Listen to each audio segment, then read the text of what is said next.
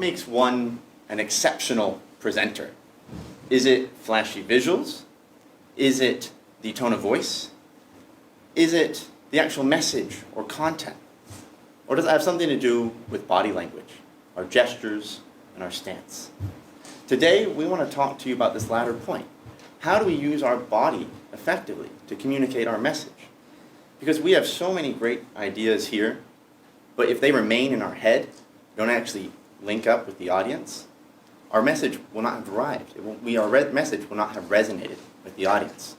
So body language plays a powerful role in how we communicate. And unfortunately, body language can also distract. We've seen this clip before of Michael Bay, right? He speaks, the teleprompter, he loses sight of what's happening, the teleprompter doesn't sync up, and he struggles. And all you see is his body moving around, and he's nervous. He's exuding it. So I want to give some color commentary as we rewatch as a class what is happening. So his stance at the beginning, it's okay, but his hands, he's meshing them. And now he's starting to turn from the audience. Again, his hands are clasped. He's looking a bit down, not at all of you, the audience, and he spins. He shows his back to the audience. And he can't regain composure. He's swaying back and forth. He's looking down. He's avoiding the audience. His nerves are coming out. Again, his hands, he's writing them. And now I think he's looking at the back of the stage. That's the exact opposite place from where you want to actually look. He's incredibly nervous, and now he exits stage. We all want to avoid our own Michael Bay moments when we communicate. The last thing we want at a startup pitch or meeting is to have that happen, is to have the body language take over from the message. If we lose sight of what our body is doing, all people can pay attention to is the body itself, right? It'll take over. So that comes down to not only can it distract, but the body language is your superhero, right?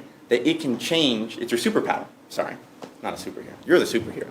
But it's your superpower in the sense that we can utilize it to enhance and communicate with every person in the audience. We want to talk about that today from 3 vantage points. Colin is going to get us started in talking about how posture breeds success. Jung-Joon is then going to talk about how gestures to strengthen your message. Finally, Jennifer is going to close us out with how we think about the body posture of you, the audience, and how to interact with that. Colin, take us away. Communication begins before you even open your mouth to speak. Your audience's first impression of you is your posture and your position. And so it's important to know both how to stand as well as where to stand. And perhaps it's fairly obvious, but you should stand facing the people you're talking to. Don't stand facing your visuals and turning your back to the audience. That's not what we want to do. We can't communicate that way. It's also important to know where you're standing in the room. A position of strength in this room is somewhere in this center box. As long as you're moving around in the center, you're doing pretty well. Where you don't want to be is off in the corner cowering, or especially in front of any distractions. And this room is pretty good. It doesn't have that many distractions, but there is a window. And outside this window, there are cars, there are buses, there are bikers. And when I was standing over there, probably about half of you could see in your peripheral vision outside the window. And if a car were to drive by, your instinct, your reaction, would be to look out the window, and that would break your concentration and our conversation. And we don't want that either.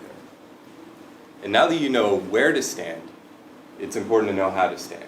So we're going to demonstrate a few positions, a few bad positions, that we've seen from us and some of you guys, and even from the presentations earlier today, that you shouldn't do. And the first one is hands in your pockets. This comes off as nonchalant, your shoulders tend to roll forwards, and it's very difficult to convey a strong message from this position. The second one is hands on your hips. When your hands are on your hips, you tend to look overbearing and powerful. And the third one is the fig leaf. This is where you're protecting your family jewels with your hands. And while it also looks timid, It's especially bad when you decide to gesture from this position. I want to show you something.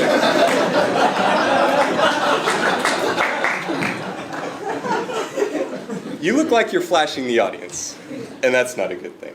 So how should you stand? And if I could actually get all of you to stand, I'll lead you through a short demonstration on how to find your base posture. So once you've stood, be mindful of the people next to you and place your feet hip-width apart. Close your eyes and look up towards the ceiling and lift your hands above your head. Get a good stretch underneath your shoulders and let your arms drop to the side. When you open your eyes, look down. This is your base posture. Thank you very much for participating. You guys can sit down now. Now that you've found your base posture, this is where you should gesture from, and it's where you should return to when you're finished gesturing. It may not feel the most comfortable, but it looks the most comfortable to your audience. Remember that your posture and position are the audience's first impression of you. But now that you know how to stand still, it's time to learn how to move. Gestures are important because it helps you communicate better. For example, if you use gestures, the audience remembers twice as much. It also helps you, the future speakers too, because it helps your memory when you speak. Also, beside the transition, your hand and arm movement is the biggest movement that the audience can see. You can either use it wisely or waste it on random and distracting gestures. I'm going to show you 3 types of gestures: the give, the show, and the chop. Here's an example. This quarter at the GSB, I went to this communications class. It was so great. I mean, you could feel that your skills are improving. I think this was the best class I've ever taken. Let's rewind and see what happened. The give. This quarter at the GSB, I went to this communications class. So this gesture is used to give the audience the facts or the options. Remember to have your palms up, not down. We'll get to that in a minute.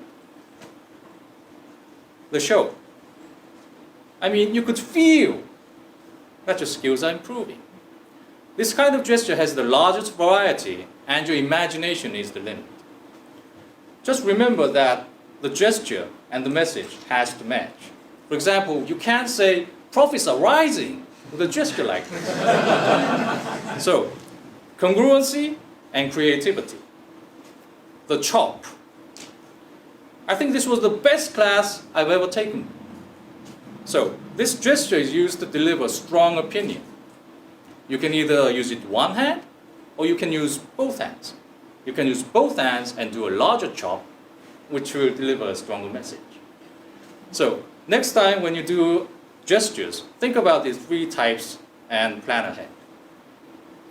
3 types is the give, the show, and the chop. Ha! I bet everyone in the room is going to remember this. Gestures work. That's the message. Another subject is about having your palms up. So, I'll give you an example. People on the right, please rise and move to the left. I'll do it slightly different this time. People on the left, right, please rise and move to the left. One more time. People on the right, please rise and move to the left. Do you see the difference? Which one do you think would make more people move? The first one, yes. According to the study, if you have your palms up, 84% of the audience complies. If you have your palms down, 52%. If you have your fingers, 28%. Never use your fingers at your audience. It looks just arrogant, and only politicians use that. Clinton used it. I did not have sexual relations with that woman.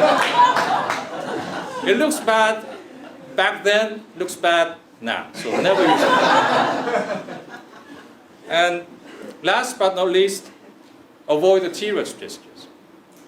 For example, people on the right, please rise and move to the left. No matter what you do right, I mean, it looks silly. So loosen up, everybody. Always remember that gestures are there for you and the audience to make a deeper connection. So far, we've talked about the audience. Now it's time to focus on you, the audience. As Jongjun and Colin and Matt described, we've been focusing on the body language of the speaker. But let's not forget, who's the real hero here? As we learned in our first week of class, it's not me, the speaker, it's you, the audience. But what happens when the audience doesn't realize that they are on this hero's journey? Have you ever seen an audience that looks like this? Have you ever been that audience? It's okay, we all have. Whether we're playing on our phones, falling asleep and nodding off, looking at the clock, and calculating, can we make an escape from this room? We've all done it. But the thing is, it's the speaker's responsibility to understand what's going on with their audience, and body language is a powerful way to assess that. As a speaker, we can be so focused on our own body language that we never even notice what the audience is doing. And it's important to change that. So I want to share 3 strategies for how you can engage with your audience better by developing more observational skills. So first of all, absolutely be using the gestures and body language tools that we've talked about today and over the course of the quarter. But the second thing is to notice. Of course, you're going to be looking for eye contact, but look beyond it. Look at how your audience members are sitting. Are they fidgeting? Are they moving? Are they leaning forward, looking engaged and taking notes? Or are they zoning out? If your body language, your eye contact, and your efforts at being compelling are not working, then you can go deeper. You can try to surprise the audience with a question or use some humor. Or you can disrupt the audience. As students, we hate being cold called, but we know it's effective, right? Jason, what's your favorite color? Damn it. Okay, very good. You got that one. As we all know, it's the fastest way to re-engage with a conversation with the speaker, so don't be afraid to use it. It's so important to keep your audience on track because they're the hero and it's their journey. Remember how Nancy Duarte told us that we are the Yoda to the Luke Skywalker, and our job as the speaker is to keep the hero on their journey. With that in mind, I think we've talked about 3 concepts that really remind each of us about how body language is your superpower. Use it, become that superpower, become that superhero, and we welcome any questions you have on how to stand strong, gesture effectively, and engage with the audience. Thank you.